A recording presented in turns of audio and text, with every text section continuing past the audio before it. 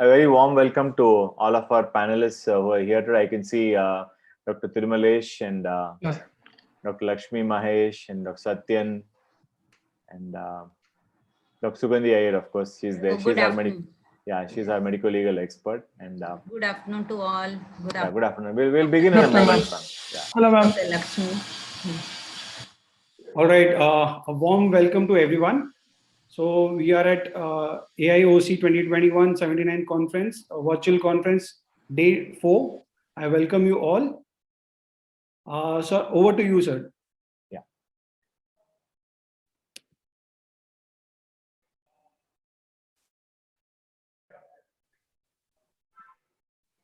Yeah, good afternoon, everyone. And I think this session is entirely about navigating through the challenging times which are now encountered in the last year and a half now, starting last year. And we all hope that things would go away, things would settle, and we're going to have a better time as far as COVID and our practices are concerned. We did learn a lot along the way, and we have a lot more to learn, and we are evolving and modifying our practices as we go. And I think for the discussion today, I'm going to just be initiating the discussion with some slides, and I'm going to moderate this discussion. And we have a really eminent expert panel with us for the discussions. Each of them is a stalwart in his own subspecialty, and of course in ophthalmic practice, all of them have been in practice for many decades. Each of them is a specialist in his or her own right. And we have none other than Dr. Srinivas Rao, who is the eminent cornea specialist for more than 3 decades experience and from Chennai. And Dr. Lakshmi Mahesh, an oculoplasty and a very prolific teacher, surgeon, and academician in her subspecialty of orbit and oculoplasty. Dr. Satyan, of course, needs no introduction to the ophthalmic community. He's a leading glaucoma specialist from Coimbatore, and he's going to share with us some of his experience with the COVID pandemic and how glaucoma practice has impacted his practice and practice in general. Dr. Tirumalesh is an eminent retina specialist from Narayan Nethralaya in Bangalore, and he's going to share his knowledge, experience, and wisdom of how the pandemic has affected us and what we could do to handle this problem with relation to the retina subspecialty. Dr. Sugandhi Iyer is a medical legal expert from Mumbai, and she's going to share with us some of her talk and experiences about the practice of telemedicine and the medical legal issues which you're going to encounter in our practices with the COVID pandemic in the background. So with this in mind, I have a small disclaimer that the opinions are that of the speakers and the authors, and the company Allergan, who is sponsoring this session, has no responsibility as far as the brand name or the opinion of the speakers. I'm going to start. Is Dr. Srinivas joined us? Dr. Srinivas? I think I have the first few questions for him, so I was just wondering whether he is there. Dr. Srinivas Rao? Murli, it looks like he had logged in. I'm not sure whether he is there. Yeah. Mute is probably he has to unmute. I'll just check if he's in the participant list. Is he in the participant list? I just saw that actually. No, sir, it's not in the participant list. Okay, so we will go ahead. I think we have certain specific questions for him. We could probably come back to him when he joins. And yeah, the first question, I think all of us are basically ophthalmologists, and the bread and butter and the basic practice for us is essentially a large volume of our practices is with cataract surgery. So I'd probably ask Satyan, who's also an eminent and prolific cataract surgeon as well. So I could ask him this question regards to the cataract surgery and COVID. I think as you can see in the picture here, we are seeing a total cataract with a shallow AC and a potential dangerous situation as far as the vision and complications are concerned. So how do you think COVID has impacted your practice with regards to the workup of a patient, with regards to patients coming in late with this kind of a dense total cataract kind of picture? And how do you work up a patient with the COVID background? And of course, the precautions and the care which you would give to the patient in this scenario of the pandemic. Sure, Dr. Murli. Atyendra, yeah. Thank you so much, Murli, for the questions. I just divide this COVID into COVID 1 and COVID 2. You mean Because, the first wave and the second wave? yeah, because the first wave we were little confused of how to go about, because there are a lot of confusions, there are a lot of new ideas, and there were a lot of inputs for whether to do or not to do. There's so many things had happened in the first wave. And of course, all of us have stopped doing any surgeries during that period, like the initial period. And on the second wave, we all could, though the numbers were very low, but they were like we were doing some surgeries. I'll just give you some of our how we went on. One, obviously, we all had restrictions in doing all the investigations because the COVID was still like impacting the things. So preoperative workup, one thing is like first time we didn't ask for the COVID test or the CT chest or mask, and other things were a little confusing. So the second wave when it came, we started doing, every patient we started doing the COVID test, but not the CT scan, because the radiologist said there is a lot of radiation related effects, so we didn't do the CT scan. But otherwise, doing the contact things like what you call the A scan. Only thing is we have selected the patients only where we really need to go for the surgery immediately. So that is one restriction we had. Like what you're showing is like the mature cataract. These patients, we have to go ahead doing the surgery. So we went ahead, but we just made sure that all the other things are negative. And second wave, we were just focusing on those people who were like had their vaccination done. Though some of them are not, but at least majority we could ask them to go for the vaccine and then come back. And then the other restriction was we didn't allow any of the attenders to be with them. So that was other thing. And we had a detailed history asking the patients and also the attender to make sure that they were not having any COVID. And the next thing was to be some more comfort is, and we made sure that all our healthcare workers were immunized or vaccinated. So that has given us some more confidence to go ahead with the investigations like A scan and other things. So NCT, we had a lot of difficulties in the first wave, that the droplet infection was a concern. But in the second time, I'm going to come to glaucoma in a short while. This is only about cataract. yeah, right. Yeah. And in the theater also, again, with the mask, we could allow these patients to come inside. The major thing was on restricting the number of patients, and also the completely we restricted on the attenders so that the infection is reduced, and the overcrowding especially. Okay. Dr. Tirumalesh, you're there, and how are you doing the pre-operative workup for your cataract surgery, refractive surgery patients in your hospital with a COVID test, the RT-PCR kind of a COVID test, or you're doing it only for certain select patients? No, sir. Now we are all every patient who's going to the OT Okay. will require an RT-PCR. Injections are because they are going to stay in the OT for a very short while, so we don't request an RT-PCR for injection patients. But any other surgery which takes more than 5 minutes, we get an RT-PCR test. But suppose they've had both doses of the vaccine, are you still going to insist on a test for the COVID test? As of now, the number of people who are vaccinated in Bangalore per se are not those many. But Okay. I think the RT-PCR is for the nuclear capsid, and whatever vaccination is being given, is for the spike protein. Only Covaxin is something which is a live attenuated virus. But majority of the other virus may still be picked up with an RT-PCR. I don't think it I think that the concept of cataract surgery, and at least in Chennai, I think in our hospital, actually our hospital happens to be a COVID hospital, in the sense I work in an eye department of a hospital, which is a 220 bed, 250 bed general hospital. We have an eye department, and we deal with 50% of our beds, is about 40% of our beds actually is now COVID. And for these patients, of course, whoever requires local anesthetic procedure and even ophthalmic procedures like cataract, we're actually not doing a COVID test, and we only ask for a detailed history, and we are actually doing just a history of vaccination as well as their contacts coming from a good kind of a history evaluation, and of course check for temperatures on the day they are coming in and so on.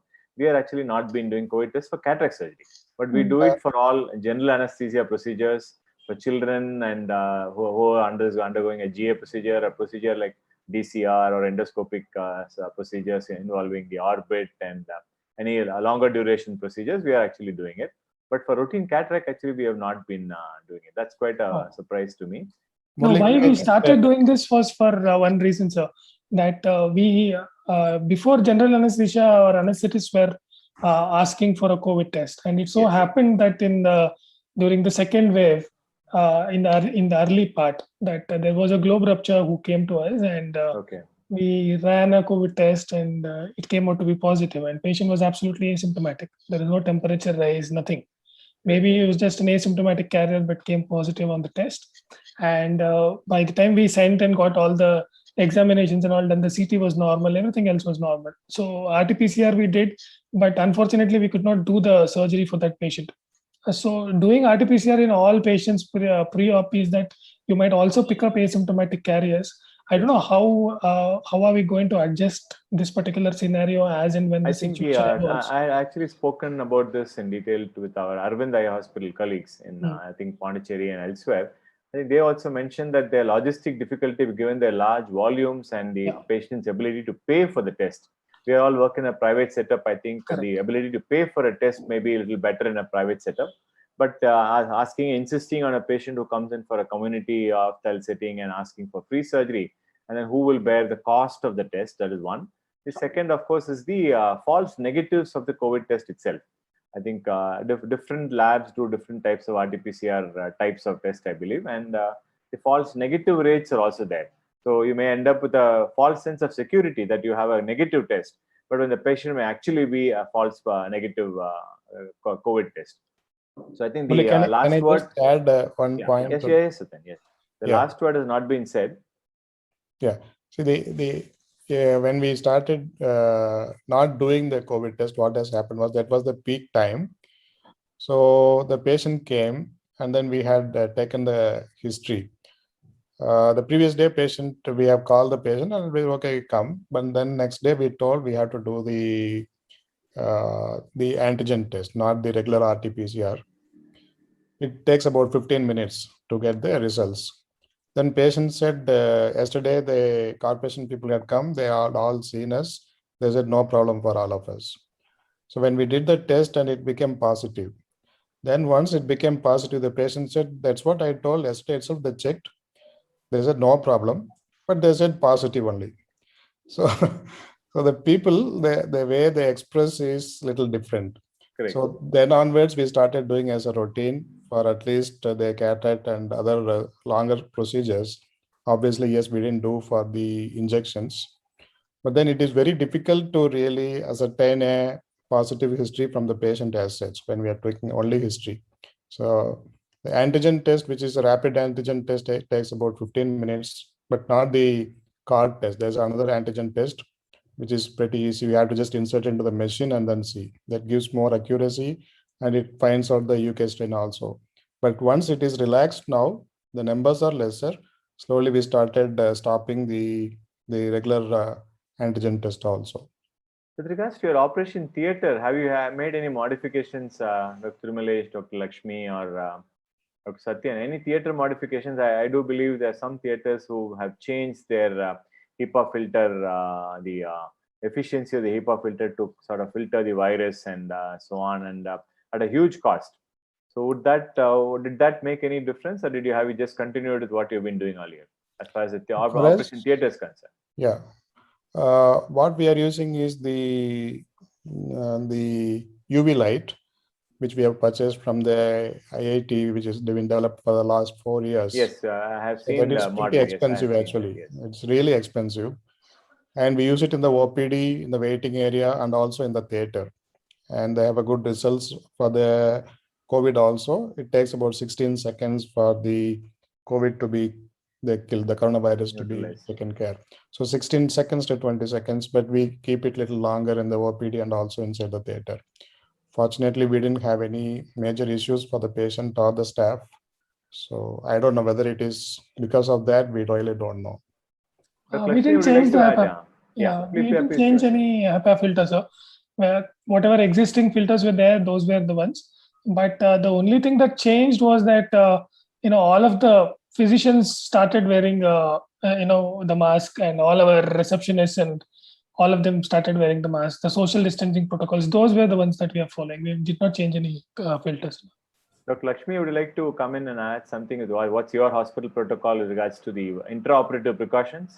Yeah, thank you, Murli. Thank you, everyone. And I think as far as SACRA is concerned, even a small procedure under local anesthesia, even if it is a cyst excision, they need to have their COVID test 3 days prior to surgery. Of course, false negative, as you have rightly pointed out, Murli, is a very, very important concern. But what to do? At least when it's negative, we safely take them. They're not admitted if they are not negative. They don't get a bed, or they cannot undergo even a daycare procedure unless they are negative. And that result has to be within 72 hours. 72 hours, I understand. Yes. Okay. What about emergencies? Emergencies, again, they are wheeled into the emergency. The COVID test is done, and then only they get a berth in the ward. And as far as mucor cases are concerned, we had no choice. Luckily, majority of the cases had already recovered. No, let me come to mucor a little while later. Yeah, what I'm going to ask you now is, suppose you have a patient coming into your center with an ophthalmic trauma, orbital injury, or maybe even a CRA occlusion, or whatever kind of an ophthalmic emergency.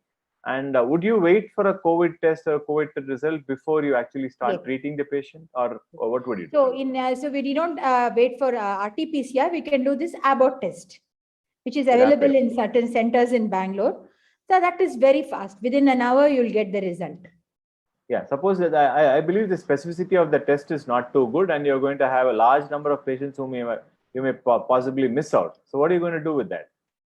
Then I will wear a PPE and do the case. Now, why these questions are coming up is I think we have the legal panelist who's nodding her head vigorously there. I can see her. So her standing would be that from a medical emergency point of view, I think as a doctor and as a hospital, it is so-called our duty to actually deal with an emergency. Absolutely. And in fact, our hospital has changed the protocol that if you have an emergency brought in, you would take all the so-called precautions for the staff, your PPEs, and like how you treat an infected COVID patient. You treat everybody as COVID positive unless proven otherwise. Treat the emergency, do the COVID test as per your hospital protocol, and wait for the result. If the patient turns COVID positive, the management changes depending on the COVID positive result. If the COVID is negative, then you treat like the routine ophthalmic emergency and go into a non-COVID kind of a ward. So that's how we have been sort of sorting out and handling an emergency. You do find somebody coming with head trauma, somebody coming with orbital trauma, like you said, somebody with an eyelid tear and so on. So it's a very complex situation as far as the preoperative workup and the COVID testing is concerned. So I think I now move on to a different aspect of COVID and ophthalmology. Is Dr. Srinivas joined us? Dr. Srinivas Rao? I think he's... I'll just try to call him up and see Murli. Yeah, so I will skip his slides and move on. We did have a few questions for him regards to the follow-up of corneal ulcers as well as the dry eye. As you all aware, that people have been actually working from home, and refractive surgery practice and so on. A lot of changes in the way we have been dealing with COVID and the corneal problems and eye transplant. We'll come back to it once Srinivas is back. And I'm going to ask these questions of Dr. Tirumalesh. So the questions are on the screen. Are you seeing an increase in vascular occlusions? Are diabetics with poor glycemic control coming in much larger numbers with more DME? Any other observations regards to the retinal problems, the lasers you're doing, and I think you did answer the question about the pre-op testing. Yes. Yeah, so please go ahead. I'll take the first one first. So definitely the artery occlusions and vein occlusions are becoming a little more frequent. So Many days ago, artery occlusions, I don't think we had seen 2 to 3 in a month. So it so happened that during the second wave, we had about 3 patients who walked in with central retinal artery occlusion. And one of them was post-vaccination. He did not have COVID, but he had taken the vaccine, and on day 3rd, the patient walked in. So we are not directly attributing COVID and the central retinal artery occlusion as yet, because we still do not know the etiology. Maybe it can also be because of a little more awareness that the patients are coming to the hospital. But central retinal artery occlusion is a sudden kind of a drop in vision. In that way, that we see that the incidence is slightly a little more. The second one that you asked was vein occlusions, are they common? This I think is related to the hemodynamic change that is happening post-COVID, that patients are kept on heparin and aspirin for a long duration of time once they turn COVID positive. And there are definitely known immune dysregulation and immune-related hemaggglutinations that do happen in the post-COVID time. And it is very important that these patients are made aware that they would require an ophthalmic examination once in a while. So the vein occlusions that we saw was bilateral, and many of them had venous stasis like retinopathy and also macular edema. So that's a definitive observation that to a certain extent, the occlusive phenomenon is definitely happening in patients with COVID. Coming to the second part, are diabetic patients having poor glycemic control and increased DME? So this thing is again with increasing frequency, we are noting that patients who turn COVID positive, they do have a dysregulation of their glycemic control. We have seen that many patients who were hitherto not known diabetics, yes, during the COVID time when they turned COVID positive, had a lot of glycemic dysregulation, and they became diabetic, and they started taking treatment after that. So they were probably borderline undetected diabetic patients, but under the disease stress, they did become manifest diabetic patients.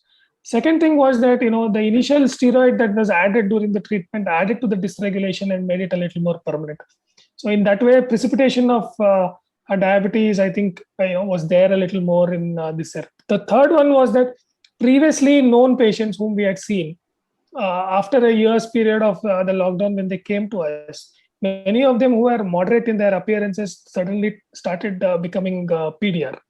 So if you allow me to share the screen, I can show you 3 pictures where I had kind of collected for you to see. Yeah, you could please share your screen. Yeah. I'll do that. So I'll do that. Only Dr. Srinivas Kera was in.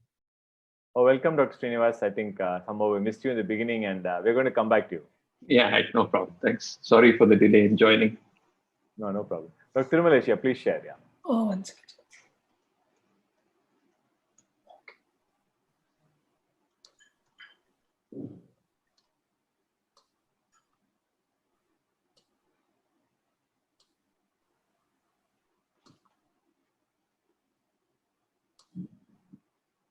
Seems to be some kind of a. This one.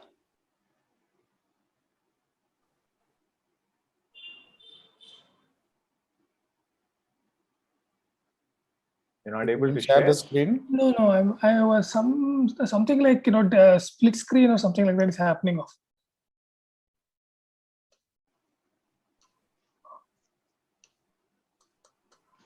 Ranveer ji help कर दोगे क्या उनको? Maybe what I would do is I'll probably go back to my presentation, and since Dr. Srinivas is here, Yes, ask sir. him his questions, and I'll come back to you. Yes, sir. In Yes. the meantime, you can sort out your. We'll do it.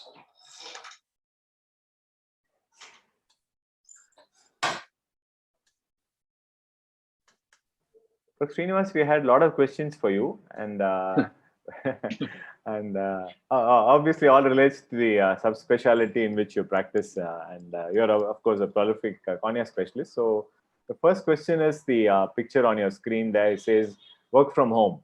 So the work from home business has actually affected all our children, our college going students, our people who work IT professionals, and of course all of us who now do virtual conferences and webinars. We are glued to our mobiles and the screens. So has dry eye and ocular surface problems, are you seeing a flood of patients who come with this kind of increase in ocular surface disease? That's one. And second is about your comments on your refractive surgery practice and the what the COVID and the COVID pandemic has, how it has affected you.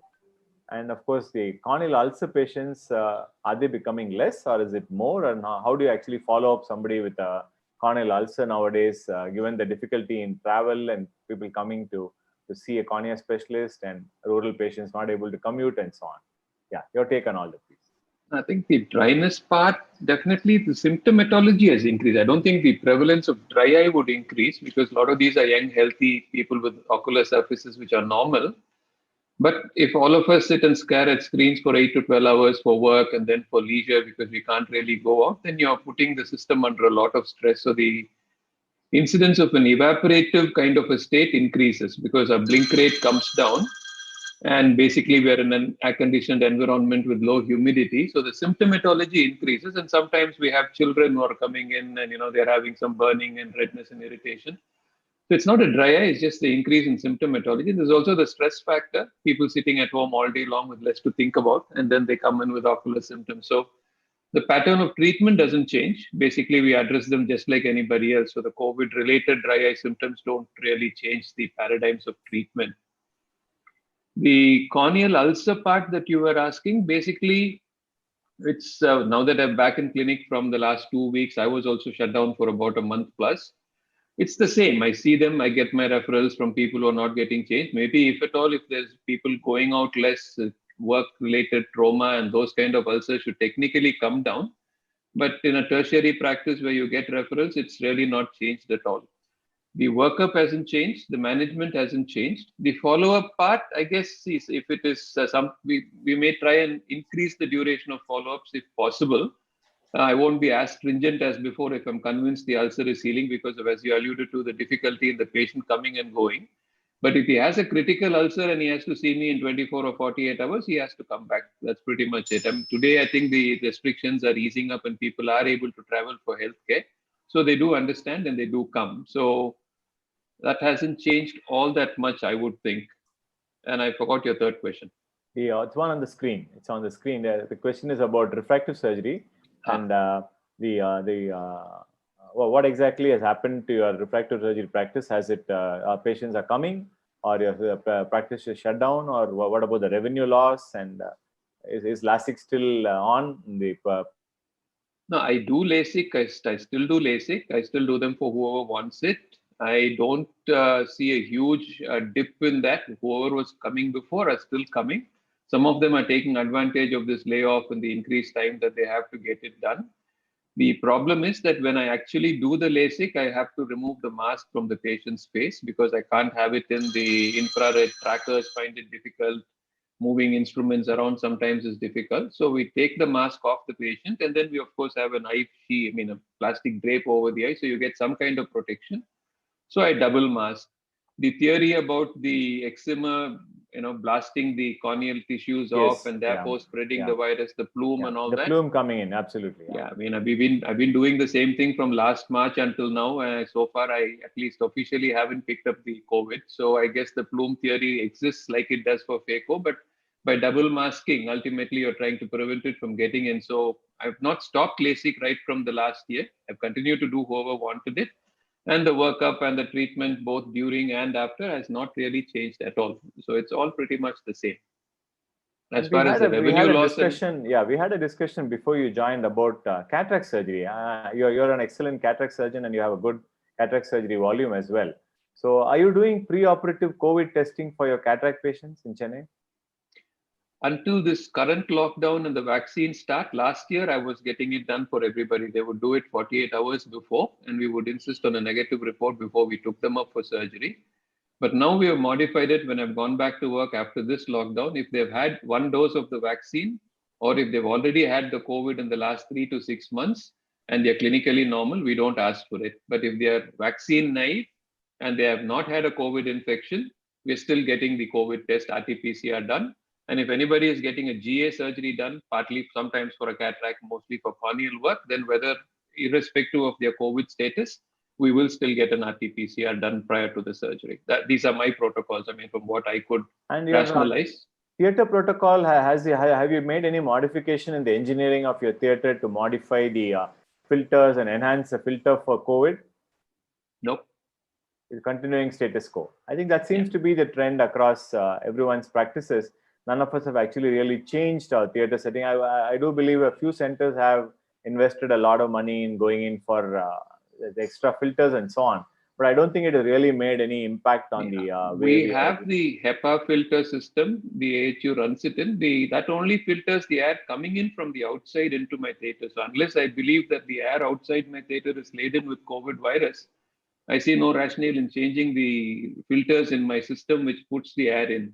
The COVID release is in the theater from the patient's eye or from the patient who's carrying it. So as long as you're screening your patients before you bring them in, I see no sense or rationale in trying to change anything that was working before. So I have not changed anything at all. I think the 1 year or 1.5 years now in our own experience has surely shown what you're actually describing, that we've not had any sort of patients who have given it to our entire one single patient, the theater giving it to everyone with the precautions which you have all mentioned. I think we do seem to be going in the right direction with our experience of 1 year and more. One of my colleagues who uses my theater, we have this protocol in place for screening our cataract patients. I don't know how this happened. This is not my patient, one of my colleagues who uses my theater. Unfortunately, they skipped this RT-PCR screening protocol. So the patient got operated on a Friday, and therefore there must have been a couple of visits before that for the cataract workup and all that. Came back on Saturday for his post-op visit. And then on Sunday, called up my colleague saying that they had both the patient and her husband had fever. Monday, they were COVID positive. And my colleague, therefore, quarantined himself for 10 days before he came back to work. But fortunately, nobody else showed anything. So if your systems are reasonably good with masking and some amount of distancing and not unnecessary waiting in the clinic, I think sometimes we can get away with it. But I guess obviously this can't be the norm. But this happened once about just before this lockdown. This kind of so-called breakthrough can actually happen to all of us anytime and anywhere, wherever you are visiting. So I think probably the basic precaution which we should all probably take is to follow universal precautions. We should probably assume that everyone who comes in has COVID, other when tested or otherwise, and don't let your mask down. Don't let your guard down. Don't let your mask down. That seems to be the order of the day. When every other patient who walks into your clinic sits on the sit lamp, pulls down the mask to talk to you. So now I think as a first step, we have started actually taping the patients like most of us do. And we are going to look for stronger tapes so that the tape doesn't come off and they yank it off. So that seems to be a universal phenomenon of people pulling down the mask to talk to us when they come in. Yeah, now we move on to another aspect of your specialty with regards to the cornea. And what about transplants and what about eye donations? Is there any change in the legislation, any change in the way eye retrievals are being done and so on, cornea?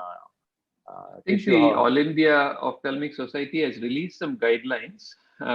They basically are mostly geared towards making sure that, as to the best of our knowledge, that the donor is not a COVID positive patient. I mean, if he obviously had a COVID related death, then we negate the donation. Or if he has no COVID positive report, but if he has a very highly suspicious, high fever, respiratory symptoms and all that, then you err on the side of caution and again don't take it. But if the patient is otherwise just a death which is not COVID related, then most of the precautions are geared towards the patients themselves. Like we said, we assume there's a problem, so they go in PPE and all that, the person collecting the eye. The tendency is to try and take only the corneoscleral rim and not take the entire eyeball. And then all the containers that we bring back from the site of donation are swabbed outside before we bring them back, so you don't transmit anything back to your eye bank. Apart from that, basically the practical aspects of eye banking are concerned. Definitely there is a drop in the amount of tissue collected because in these cities where the eye banks are located, there is lockdown, there is less calls, they are scared to go, and some of these calls are getting screened out. So the amount of tissue available now has definitely come down. And many of us depend on tissues that are sent to us from eye banks outside our city. So the transport is also down. Before there used to be flights all the time.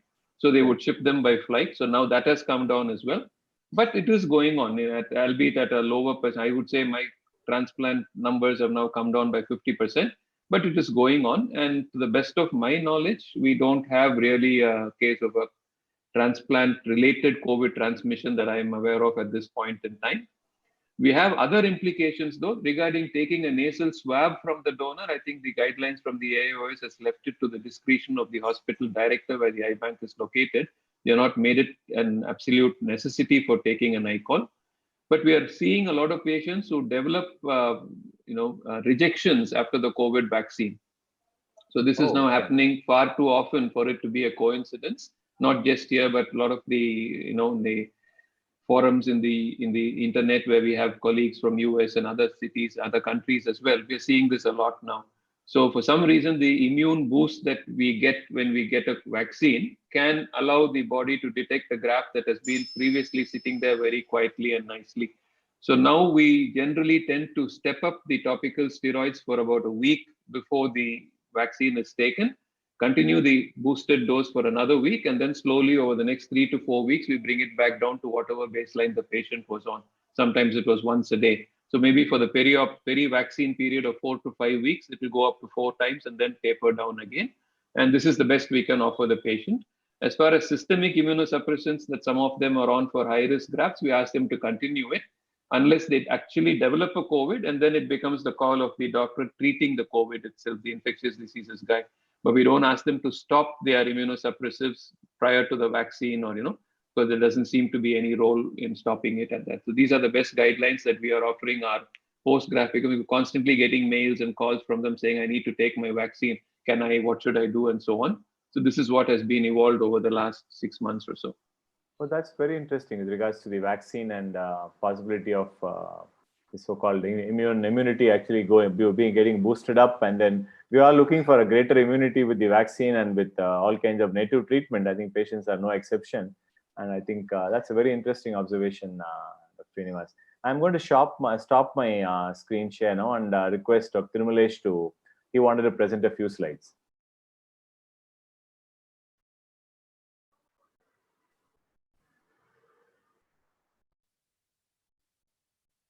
You have to unmute yourself, Tirumalesh.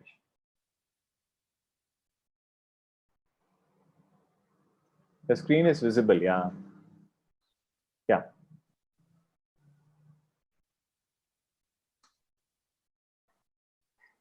Okay. You have So to go basically, to screen. Yeah. So basically, these are the two cases that I wanted to show. That this was the 53-year-old male who came and he was being treated for fever and pneumonia. So 10 to 12 days post-treatment, when he was about to get discharged from the hospital, he came to us. Although he had a relatively good vision, that's why they did not seek for attention a little earlier. But when we saw this has happened, that the patient had bilaterally very subtle signs of venous retinopathy. If you see that there is dilatation of the veins which was there, and some amount of dot plot hemorrhages which were there. So we did a fluorescein, and we found that the patient was previously diabetic as well, and the veins were dilated and the flow kind of reached a little late. On the OCT, we saw that this patient had developed a good amount of neurosensory detachment. Although we gave him an anti-VEGF injection, but we also asked the patient to stay in follow-up with us. This is another patient who came to us where he had taken Covaxin vaccination, and within a span of 7 days, he came to us with this particular finding. If you look closely on the left-hand side picture, you see that there are multiple small thrombi which are there in the artery. So I think the vaccination related immune-related dysregulation and immune-related hemagglutination is seen a little higher in our patients of late. And another patient that I wanted to show was this particular patient that 6 months back or say 8 months back, when we saw this patient, he had just a moderate NPDR. But after COVID and COVID treatment, within a span of 6 to 8 months, the patient actually had a PDR-like changes. So it was not just one patient. There was another patient who had a similar kind of a progression like this, where previously we had seen the patient was still NPDR. Usually, it takes about 1.5 years to 2 years before the patient presents with proliferative disease. But of late, in patients with COVID, the disease progression is a little faster, and probably the immune-related microvascular occlusions and other things that are happening in the body are probably contributing to this.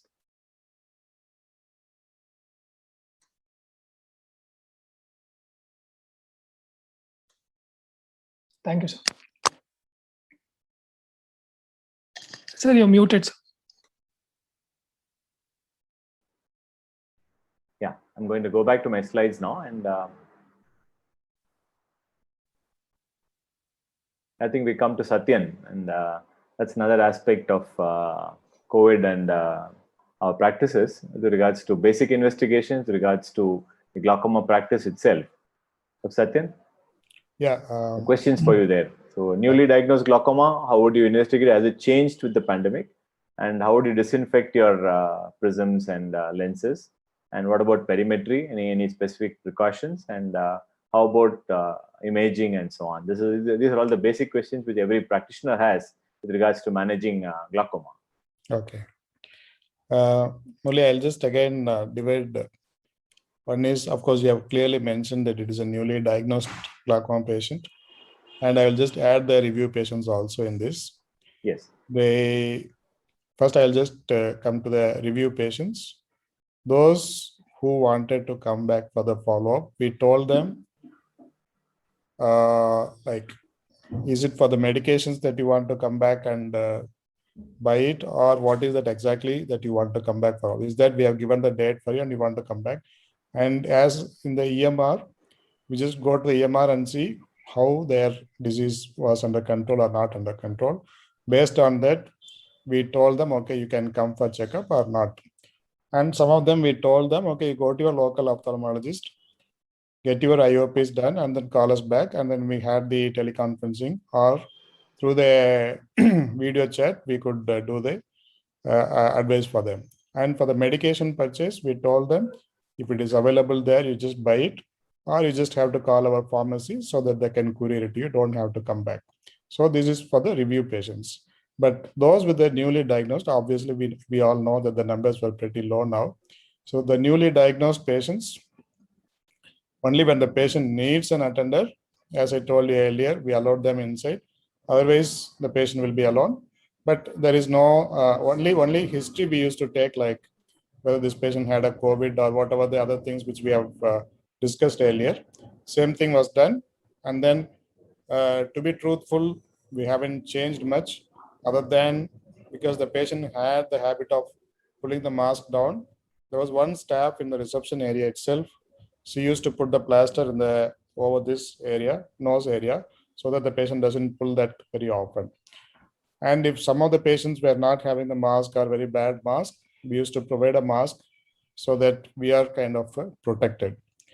Regarding the applanation and gonio, there was some restriction because these patients we could go for NCT to an extent, but where I feel it is really essential that we could do we have to do the applanation, we did. Regarding the gonio, of course, this is more of a Van Herrick's method we used at least till the severity of the COVID was there. But then we have started doing the gonioscopy also. But gonio, there is no additional, as far as applanation or gonio lenses are concerned, same that 70% ethyl alcohol cleaning or the washing the lenses, like how we used to do earlier. There is no difference in that as such.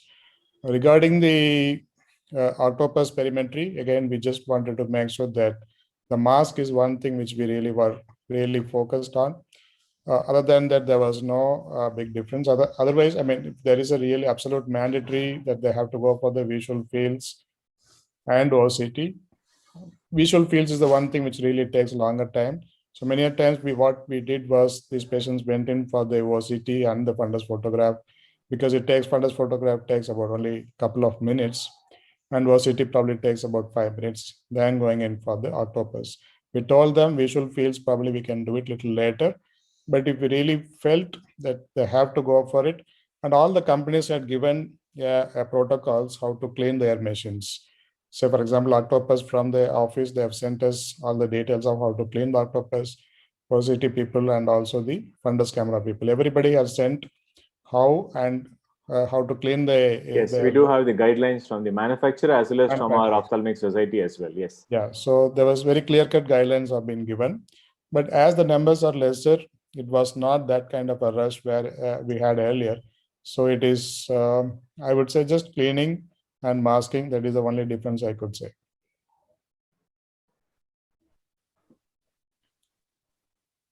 And these are some of the, have you tried some of these so-called innovative The things? disposables. Yes, absolutely. Disposable prism tips and disposable gonioscopes and different methods of, I think we initially, when the first wave was there, we were all desperately trying to look at options, and we all went in and bought, maybe some of us would have bought these expensive tips and so on.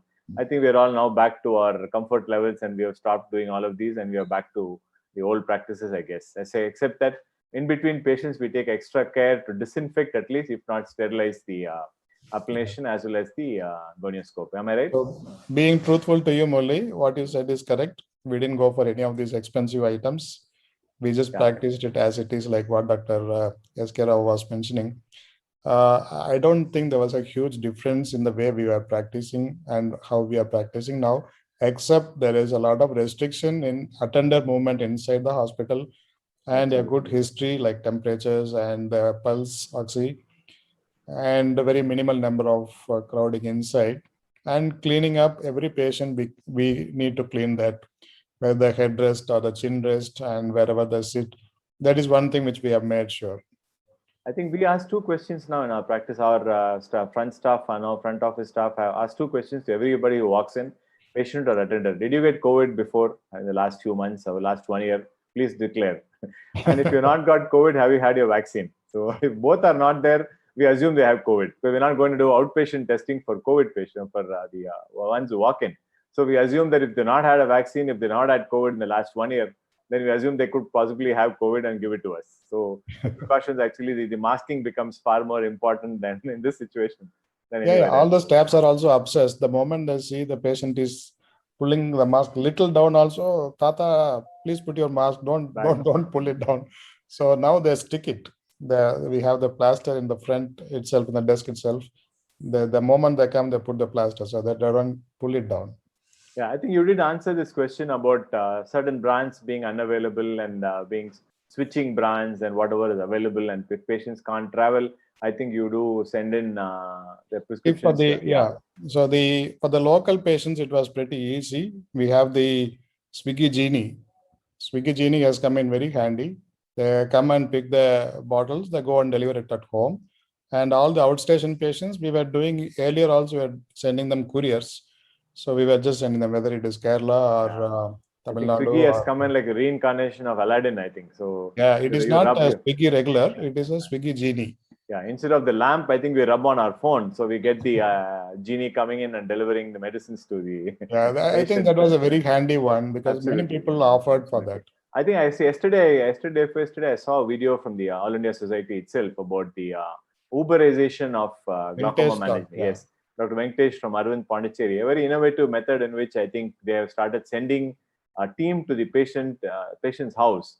They go with an appellation tonometer, they go with the disc photograph, and they go with the telemedicine link, in which they send the images and the data to the consulting doctor from the patient's house.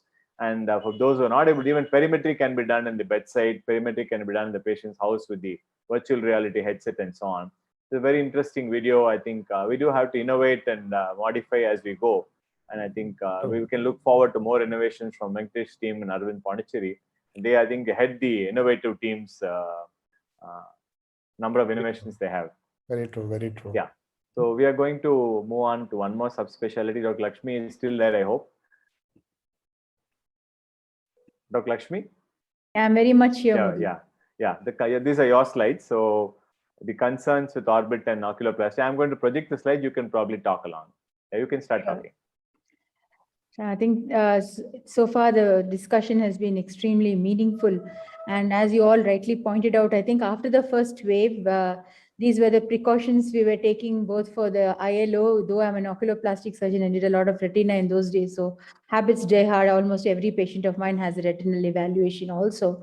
And these 2 slides, I'm thankful to Mahesh, he lent it to me. And this was innovation done for the slit lamp. These 2 we are following in this wave also. But maybe the indirect, not so rigidly, because sometimes it becomes very cumbersome, but definitely for the slit lamp, yes. because this time we realize it's not mainly due to fomites, right? So next slide. I think, yeah. This is a visor. This is a surgical mask cum visor which neurosurgeons, orthopedic surgeons wear, along with their masks, which inner masks inside. So I have been using this for the last 8 years or so, and I routinely employed this for OPD syringing and lacrimal procedures as well, because you realize that there's a tremendous chance for things to squirt out on top to your eye itself or to your mouth, face, nose or mouth. So it's kind of sticky, especially in cases of severe canaliculitis and all that, when there is even pus sometimes which squirts on or severe discharge is there. But of course, in severe discharge, etc., the clinical signs are so obvious, we don't have to really do a syringing. But most of the times, syringing has been a very important integral part of a preoperative evaluation for cataract surgery and intraocular surgery. So that I would be very happy to know what you, Dr. Srini and Dr. Satyan, etc., have been doing, or are they just confining themselves to RHO+ test? Now, RHO+ was done in the last wave, where we were absolutely avoiding even syringing, pre-op syringing also. That is when the cataract surgeons asked me for opinion or my own cases. But this time, with the double mask for the patient and a respirator, I've started wearing a respirator routinely in the OPD, and a visor on top like this, that is a face shield. I go ahead with the syringing. Now, in the first wave, during the first wave, we were avoiding NLD surgeries also as much as possible. But then when we brought out the IJO protocols and things like AIOS protocols, we realized that with the use of povidone iodine, now the patient, just like how they have a mucous membrane graft, they gargle pre-op and come, they can do the same thing for an NLD surgery. You can give a good nasal pack with lignocaine, and during the surgery, you can replace it with betadine, betadine pack, or you can straight away give a betadine pack, because anyway you're giving a good local anesthesia. And as much as possible, you try to use betadine for the wash. And even for syringing, you could use a diluted betadine for syringing if it is inevitable. So these are all some small tips. So I don't think we can totally write off NLD surgery and leave it there and rely only on RHO+, because we know that there are false negative aspects of RHO+ test as well. RHO+, I mean, is regurgitation on pressure over the lacrimal sac, which is just a clinical test where you press and watch out for regurgitation into the conjunctival cul-de-sac. I'll interrupt you here for a moment and just take a quick vote from those who are here. Dr. Srinivas, do you do syringing routinely in your pre-op evaluation? My optometrist does it. I don't do it, but yeah, we do it. In the sense, your center does it. Yes, you continue to do that during the COVID times. Right through. So basically, as far as I'm concerned, when you're looking at safety, we're looking at safety for the patient. We're looking at our own safety and our staff safety.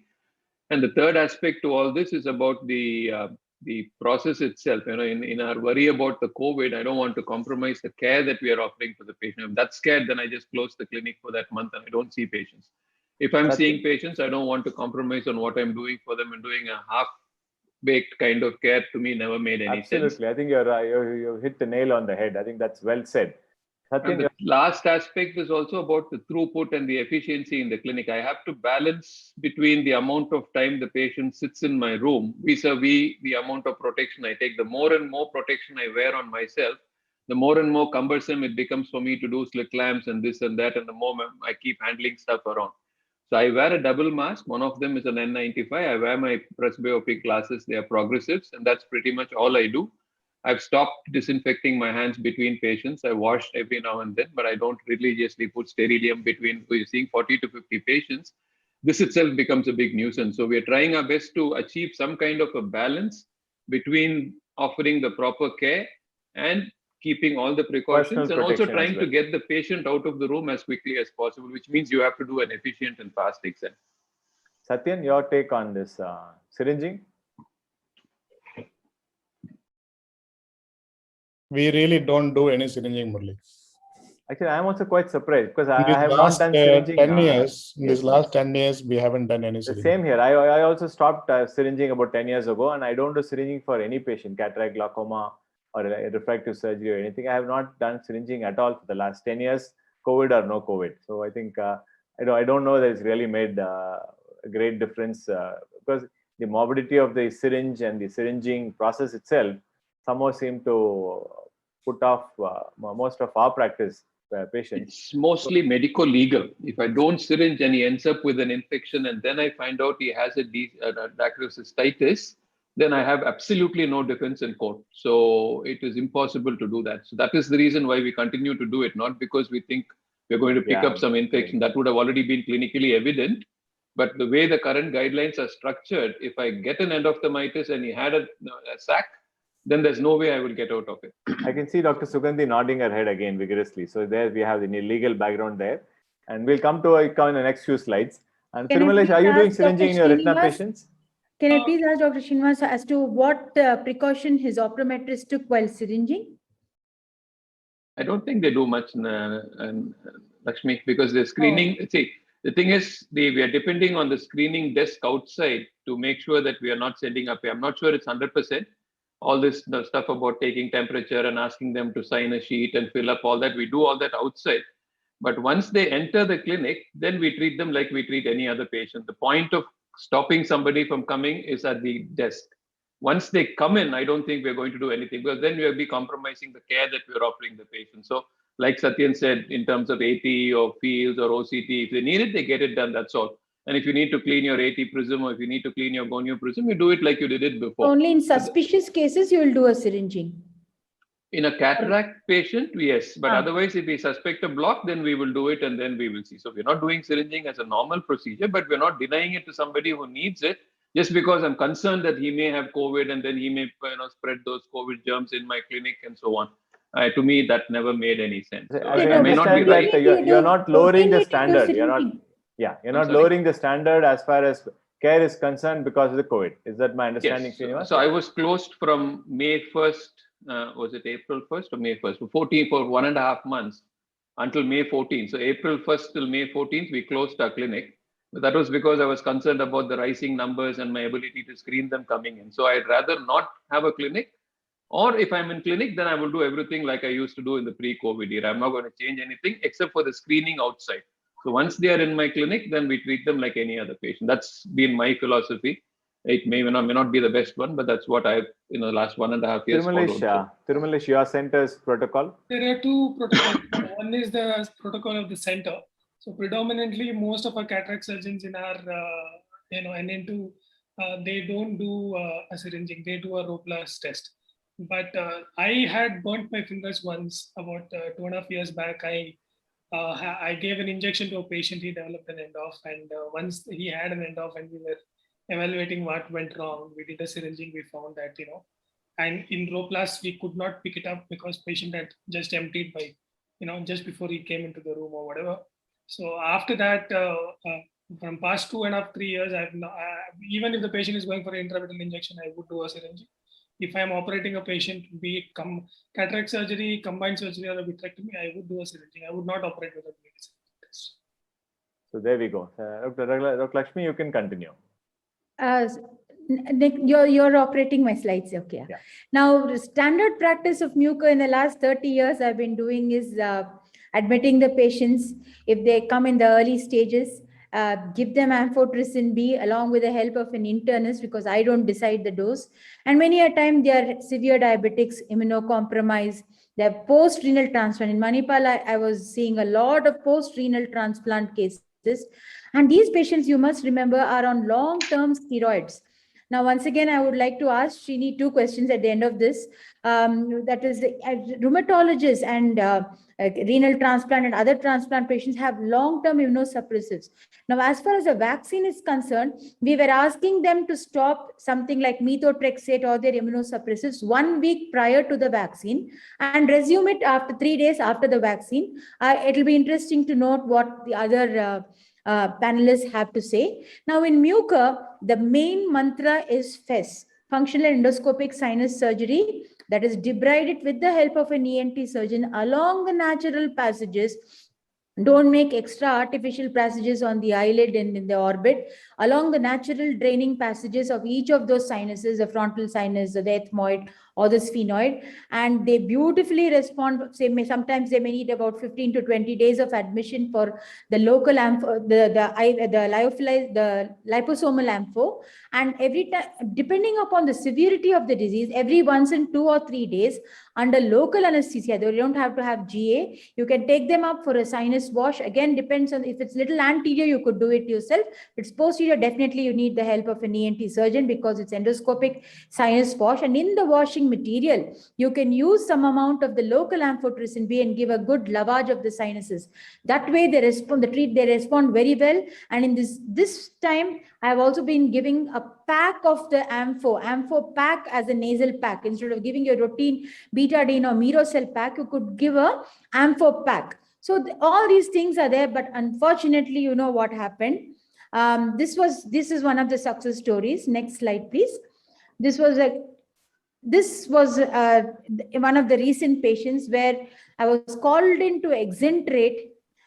There was no PL, and proptosis was there. But after cleaning, I noticed that the cornea was pretty clear. A clear cornea, as an oculoplastic surgeon's, 2 important structures. Of course, the whole eye is important. 2 important structures I really respect is, one is the cornea and the other is the optic nerve. The patient had already had an initial debridement, and later on,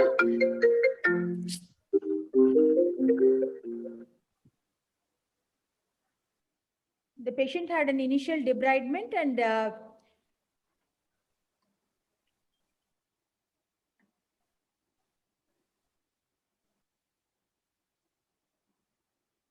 could we go ahead, please?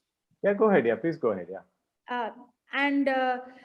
What happened was the patient's potassium. This time, I think the COVID has struck many things. We have found that it directly hit the pancreas. So those who were not diabetic suddenly started showing spike in sugars. There's in many cases of intestinal necrosis. So because of that, even the local ampho, which works reasonably, was not working. And so a lot of fluid, electrolyte imbalance, spiking sugars, fluctuating sugars. So so many things, the patient had to go back to the ICU and he succumbed. So, but I think if we had had a good dose of ampho coming in for each of these patients, it would have helped a lot. And that's my observation as far as mucor is concerned. As much as possible, it is better to avoid exenteration. Yeah, as you rightly pointed out, I think mucor is now almost an epidemic proportion now, and it's a notifiable disease. So I think every hospital has the responsibility to take care of the patients with a tissue diagnosis or a proper diagnosis. And of course, the problems you're all facing with drug shortage, availability, and of course, with oculoplastic surgeons where you're going to remove the eyeball and the maxilla and so on, the rehabilitation and cosmetic concerns are going to be there. So is the mucor situation in Bangalore and the drug availability still a problem? It's still a problem because they are admitted in one particular place. For the government patients are admitted in one place. There, I was told there is still a shortage, and in my hospital, still the liposomal, there is no free flow coming in. Okay. Free flow coming in. So it is definitely of concern. I think There is a definitely, shortage. definitely. I think we do hope that this dreaded epidemic of mucor, the mucor epidemic within a pandemic is actually a serious concern, and we are seeing a lot of young patients in our hospital. We had a lot of young patients coming in with mucor, and a lot of sort of, they go around from post to pillar to post searching for the correct doctor. Like you rightly pointed out, the primary doctor happens to be the ENT surgeon. Correct. Maxillofacial Absolutely, surgeon. well said. So they keep going around to different centers and different hospitals. And finally, I think it's really important for every hospital who has a multi-speciality setup to have some kind of a task force to deal with it in a team. And the best team is to have the ENT surgeon as the leader. And then you have the ophthalmologist and the maxillofacial surgeon, and even a neurologist gets involved when the cerebral spread is there. You had one patient coming in 3 days with the signs, symptoms of mucor, got admitted. And as the ENT surgeon was seeing the MRI was being done, developed a CRE occlusion in one eye. And as the FES was done, they started developing CRE occlusion in the other eye. Then went in for cavernous sinus thrombosis, all within 72 hours. And the AMPHO was shot, and we started to get the AMPHO on the second day. And patient just made it and lost vision both eyes. But patient is still around to tell the story, but patient was 43 years of age. So there's a lot of these kind of sad stories we're going to see, and I think a lot of this has been unsaid. I think we're going to wait to see the consequence of all of this in the near future. And even with exenteration and facial-maxillary debridement, you need to have a good obturator, because even if the patient recovers, whatever food he eats will be going into the nasal cavity, and that will be a source of another infection. Correct. A lot of issues, host of issues. A lot of complex problems, and I think we're yet to see the worst. And hopefully, at least the pandemic and the mucor starts coming down. I do believe that besides the low immunity, the steroids, the diabetes, and the poor control, and the so-called oxygen, all kinds of things have been implicated in this. I think probably one of the common factors we have seen in our, we have seen about 40 to 45 patients in our hospital with the mucor itself now in the last 2-3 months. And the common factor, the more seems to be the variant. They said the variant of the coronavirus in the second wave, rather than everything else. Some people didn't have diabetes, some people didn't have oxygen, some people didn't have steroids. So the common factor seems to be the new variant.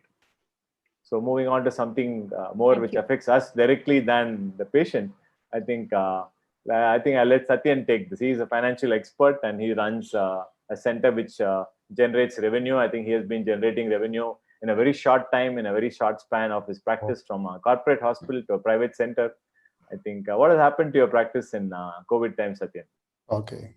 I'll just tell you about the last year and the current year. The last year, I think obviously we had a drop in revenue, but then the last few months, starting from November till the March ending, though we had the drop in the revenue, but it was manageable. I would say that the loss in the revenue is probably about a month's or less than a month's income, though we had not done 3 months or so, but still we could manage it because of the numbers became higher in the last 4 months. So that is one thing. Regarding the salaries, we have not cut anybody's salaries. All received all their salaries for all the months. There is no change. The reason for that is mainly because they're all earning, say, 15,000 rupees or 20,000 rupees. So there is no point in reducing their salaries because they're the breadwinners of the family, most of them. So just reducing that, it is not going to make a huge impact in our own revenues. So we didn't cut anything. What we have done is we have not given any increments for that year, that's all. Otherwise, we have given all the salaries. Increase in the operating cost, obviously not like other general hospitals, we didn't go for a complete PPE. Only thing is what we are given is one of the mask and the gloves in the initial first couple of months or so. Once the gloves culture came off, that was not taken off, but till today we are giving the masks free of cost most of the time. And regarding the future plans, like investments and other. Have you stopped buying equipment like the way you were buying equipment in the last 10 years? I think you were buying cars and equipment, I think, alternately every year. So has that changed? No, that is difficult to answer. I've still not stopped. What I mean is the capital expenditure, has it come down? Have you stopped buying perimeters and OCTs and newer gadgets in your practice and in a lighter vein, of course? As of now, I didn't have anything else to buy, but I did purchase some of the newer equipments, but it has still not reached. So my idea is once they all come in, hopefully our OP picks up, and then I think we can still pay back. I think it's probably good to be optimistic, and I know, I understand. I was just joking, because I didn't mean that you're... No, I understand completely, because what we have seen the trend, we think that the same trend may be the continuation, most likely, other than this the threat of the third wave, the Delta. I think on a serious note, with the dropping revenue, I think we do have to really curtail our expenses to the extent possible.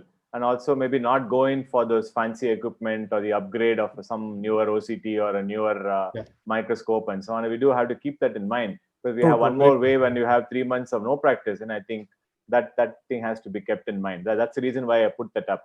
And, no, that is absolutely true. We haven't gone in for too much of expenses, but little where it is really required, then we did plan for that.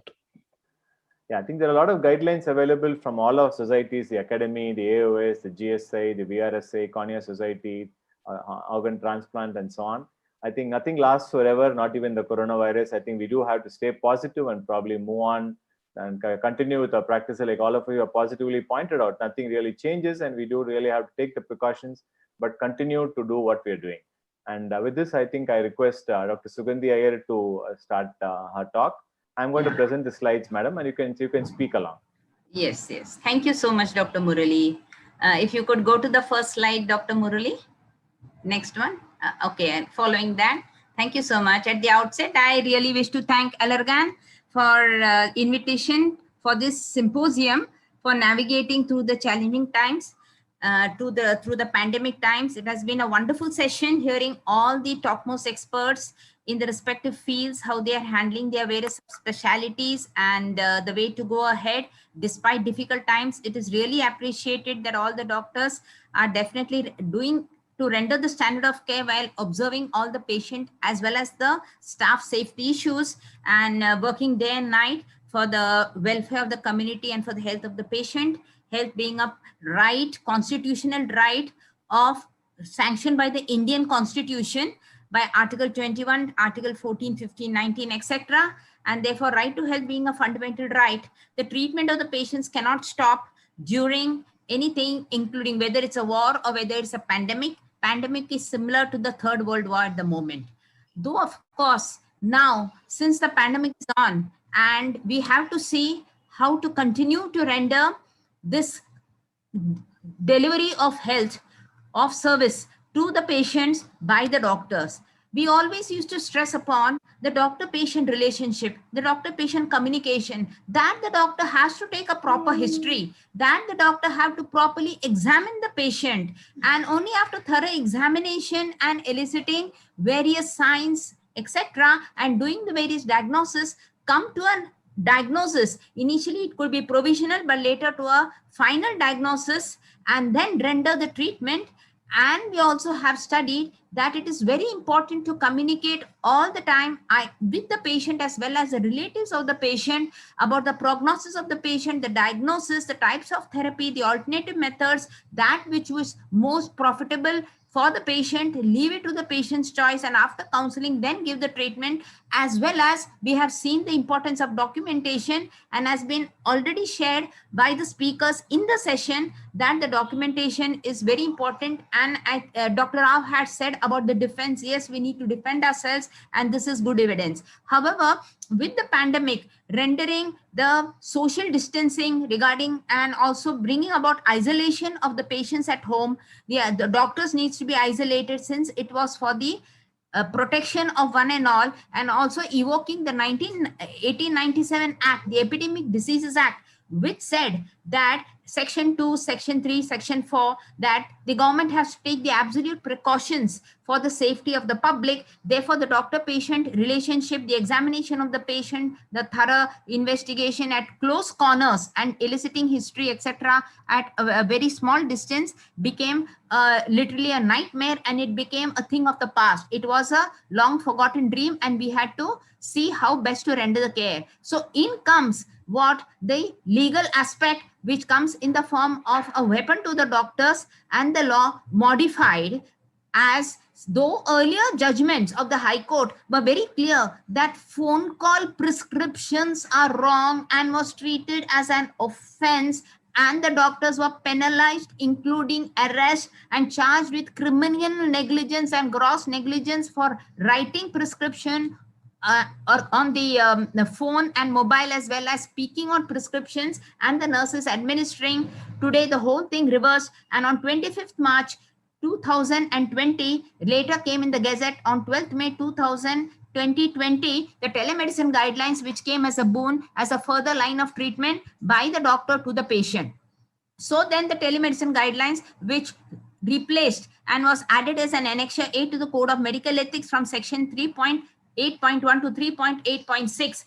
In the annexure 8, these 6 guidelines came here to stay and are part of the Code of Ethics and therefore of the Indian Medical Council Act, and is now part of the legislation. However, these are still guidelines and Act is still yet to be enacted. Now let us see a few things about the telemedicine aspect. These are the one which is the change the practice of medicine and probably here to stay, and later on we'll see the other effects of the pandemic. Here when we say about guidelines, the telemedicine guidelines speaks about eligibility of the doctor to render the treatment. The eligibility being the same as that of the Code of Medical Ethics, the doctor has to be minimum an MBBS, and if a specialist has to render the treatment, as per the law, one has to be qualified as well as experienced in the particular field. For example, if the person has to practice ophthalmology, as the case, you have to have a specialist qualification, a postgraduate qualification in ophthalmology, whether it is MS, DNB or any of the equivalent. And today we are going to the area of subspecialties, where definitely the experience counts a lot. When it comes to consent, we used to have initially informed consent, which was documented, without which we were not proceeding for treatment. But today that type of consent is not possible with social distancing. So therefore the telemedicine says that consent when given by the patient can be implied, in the sense that the patient just takes an appointment or speaks to you, it is implied. But however, if the patient is taken care by a caregiver or by a registered medical practitioner or a healthcare worker, somebody else is acting on behalf of the patient, then it has to be an express consent. And this can be in the form of an SMS, it can be in the form of a WhatsApp, this can be in the form of a mail. And this documented consent is very important. Then we come to the aspect of confidentiality, wherein breach of confidentiality would be an act of shortcoming on behalf of the doctor. And by confidentiality, we mean that what we hear about the patient or know about the patient cannot be revealed to anyone without the express consent of the patient. Therefore, here the documents would be the images of the patient, the photograph, as well as the reports which he uploads, like the diagnostics, as well as the conversation, the history taking, the advice given, the prescription, etc. Now, even if the doctor does not intend to share it with anybody, however, we are governed by the information in the communication network, the providers. And if the provider of the information in the communication technology, if the firewall is weak and if the leakage is there, then it is not an act of shortcoming by the doctor, but an act of shortcoming by the providers. And therefore, I would strongly urge all the medical practitioners that they should have in their agreement with the network providers an indemnity clause indemnifying them from this particular aspect of a breach of confidentiality and leakage of images and messages to the outside domain without the consent of the patient, as otherwise it will go against a registered medical practitioner. As far as records are concerned, all that is communicated in the telemedicine, whether it is by Skype, the WhatsApp, by the... Madam, sorry to interrupt you. I think we are running a little short on time. I think probably you may have to wind up in the next few minutes, Oh just a minute or my, so. I thought I will get at least 12 minutes, Murli. That's what we had discussed. I mean, I only beg the organizers for a few minutes extra. Otherwise, Yeah, please go ahead. I think maybe I'll you can try take my a best. couple I will of try minutes, my best. I will try my best. So that is what the record is. All what is recorded, taped, everything. And however, the telemedicine guidelines do not speak about the retention of records, but we stick to the Indian Medical Council Act as minimum 3 years. Referral, if it is not your field of subspecialty, I would strongly urge you to refer to the appropriate specialist or the subspecialist, so that you do not go beyond your area of specialization or subspecialization. You have to recognize whether it requires an emergency consultation or a routine consultation, and for that a proper history needs to be taken in an emergency. Try to advise the patient where to go. If required a physical consultation, that has to be done. A prescription that is described in the telemedicine, it has to be essentially in the PDF format, not in the software format. And you have to know your drug list about the O, A, B and prohibited drugs. That O contains the eye drops ointments, A contains the routine drugs, the B contains the other ailments and the prohibited drugs. The other aspect is about the limitation while examination. So please include in your consent that there is limitation with respect to the history taking as well as the examination, and there could be an error of judgment while arriving at a diagnosis, because it is a subjective examination rather than an objective examination. So clause indemnifying you for this limitation, if it is there, it protects you. Liability, you are liable under law of torts, under the civil law, under the criminal law, IPC, consumer protection law, human rights, etc., police case, etc. Also, I would strongly urge that you should use your professional judgment while coming to a conclusion as to the diagnosis and the render of the treatment.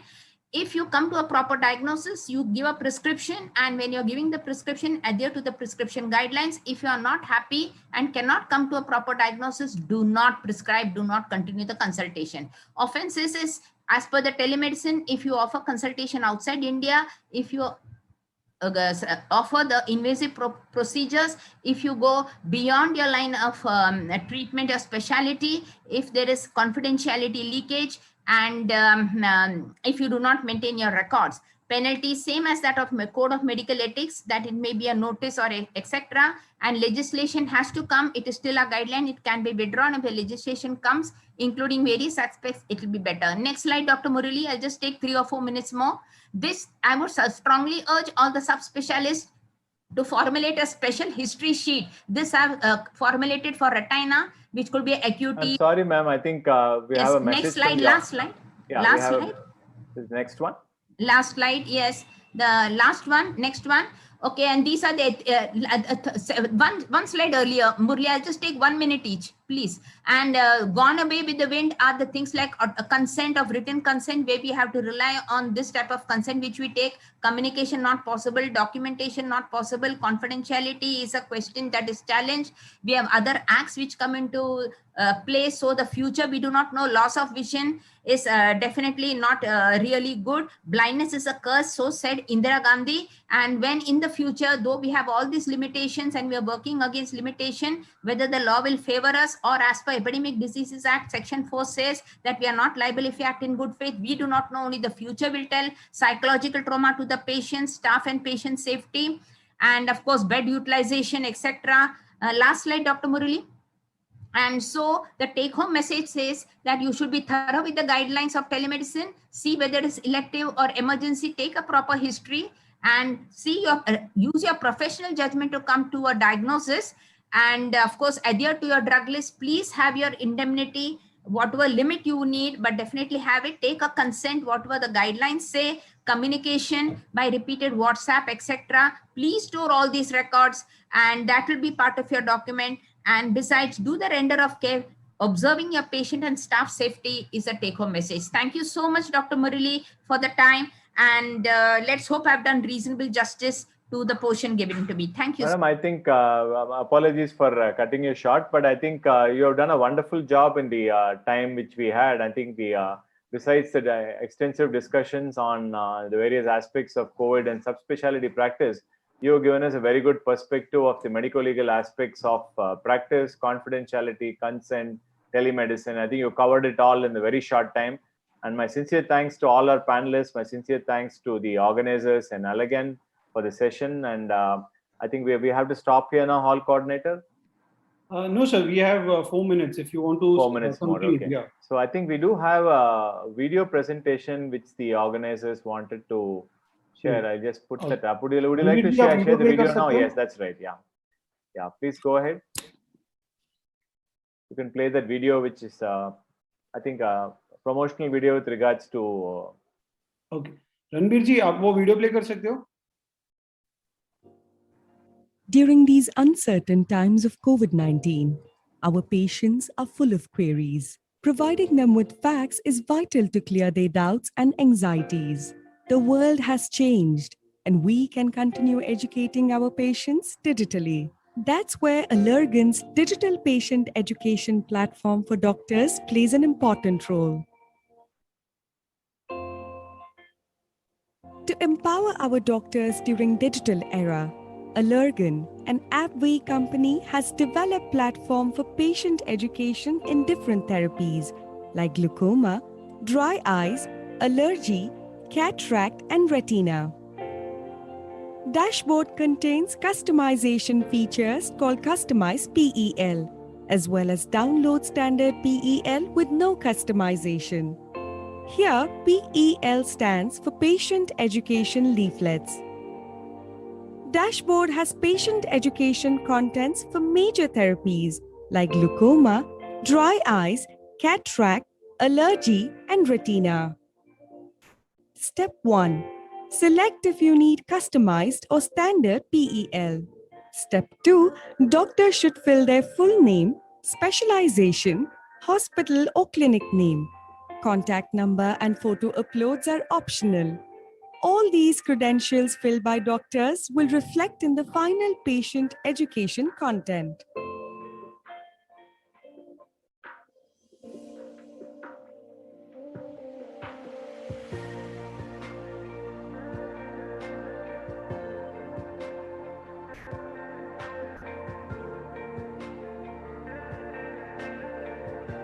Step 3. Doctors can select the patient education leaflets based on their therapy area or events in which they are interested. Step 4. Once therapy is selected, doctors can see various options of educational materials like leaflets, posters, videos, and patient education presentations in required languages. Dashboard contains English plus 12 regional languages like Hindi, Assamese, Bengali, Gujarati, Hindi, Kannada, Malayalam, Marathi, Oriya, Punjabi, Tamil, and Telugu. Step 5. Before downloading, a preview will appear. Once the preview is fine, then doctor can click and submit basic details under terms and conditions to get automatic download of patient education leaflets. Doctors can download various patient education material content for different therapies in English plus other regional languages in less than 5 minutes.